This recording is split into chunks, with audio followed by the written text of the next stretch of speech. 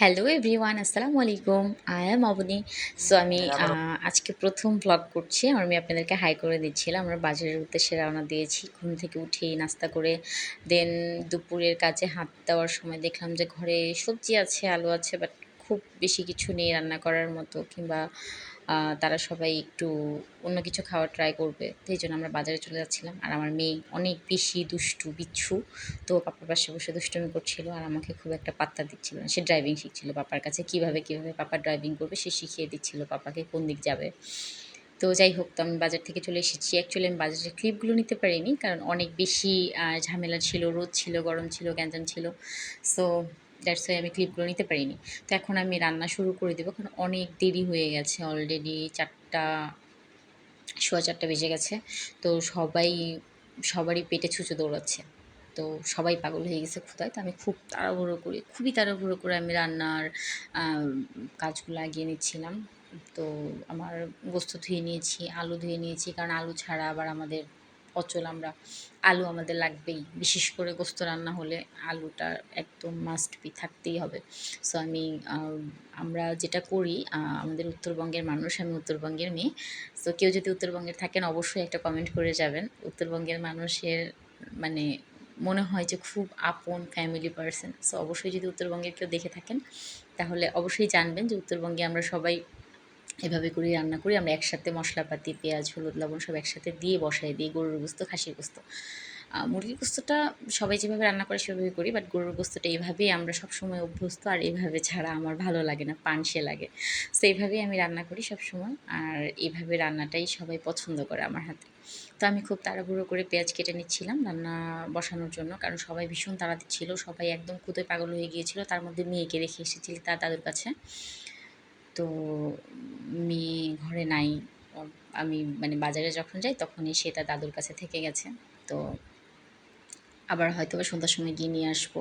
তো ঘরটা একদম খালি, খালি লাগছিল। তো তাড়াহুড়া করছিলাম যে রান্না হলেই সবাইকে খাইয়ে দাইয়ে দেন বের হব মেয়েকে নিয়ে আসার জন্য। তো খুব তাড়াহুড়ো করে রান্নাবাড়া শেষ করছিলাম, কারণ এদিকে তারা সহ্য করতে পারতেছিল না ক্ষুধা। তো এই আর কি বসায় দিছি।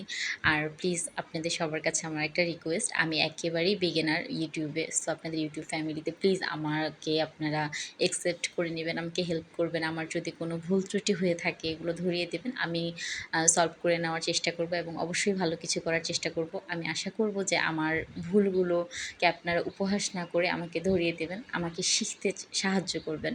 আমার ইনস্টাগ্রাম লিঙ্ক, আমার ফেসবুকের লিঙ্ক দেওয়া আছে। সো আপনারা প্লিজ একটু মারে আসবেন এবং অবশ্যই কিন্তু ফলো করে আসবেন।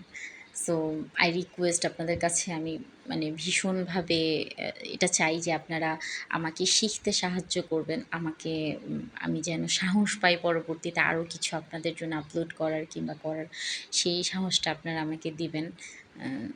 এটা আপনাদের কাছে আমার রিকোয়েস্ট, এবং আমাকে একজন ফ্যামিলি পারসন হিসেবে একসেপ্ট করে নেবেন আপনাদের ইউটিউবের ফ্যামিলিতে। আমি একেবারেই নতুন। হয়তো আমি অনেক কিছুই জানি না, অনেক কিছুই পারি না, অনেক কিছুই হয়তোবা বলতে হয়, অনেক ফর্মালিটিস থাকে যেগুলো আহ হয়তোবা আমার দ্বারা হচ্ছে না। সো আপনারা ক্ষমাসুন্দর দৃষ্টিতে দেখবেন প্লিজ। তো আমরা খাওয়া-দাওয়া শেষে একটু বিশ্রাম নিয়ে দেন সন্ধ্যা হয়ে যায়। আমরা মেয়েকে আনার জন্য বের হই। একটু কাজও ছিল। আমার ছোটো বোনের চশমা নষ্ট হয়ে গেছে অ্যাকচুয়ালি। তো আমরা চশমাও বানাতে দেবো। তো একটু কাজও ছিল। তারপরে মেইন যেটা ফ্যাক্ট ছিল যে ভেলপুরি খেতে হবে। কারণ বৃষ্টির দিন ভেলপুরি না হলে আমার হয় না। আমি প্রচুর জ্বালাই আমার ঘরের মানুষকে, সেটা আমার ছোটো বোন, আমার ছোটো ভাই, আমার হাসব্যান্ড, মানে যাকেই সামনে পাই। যখন আমার মনে হয় যে না এখন আমার ভেলপুরি খেতে হবে মানে হবে। তো আমরা অলরেডি গল্প করতে, করতে পৌঁছে গেছি। এটা আমার ছোটো বোন। আর ভিতরে আমার হাসব্যান্ড ছিল, সে বেবিকে আনতে যাবে। তো আমি চলে আসলাম দোকানে। আমার কিছু কেনাকাটা ছিল ছোটোখাটো। তো এটা আমার রেগুলার দোকান। আমি সবসময় এখান থেকে কেনাকাটা করি। তো ভাইয়া কখনোই ঠকায় না। তো ইটস মি। আল্লাহ হাফিজ। আসসালামু আলাইকুম। দোয়া রাখবেন। আর অবশ্যই হেল্প করবেন যেন আমি আপনাদের জন্য নতুন কিছু আনতে পারি। আসসালামু আলাইকুম এভরিওয়ান।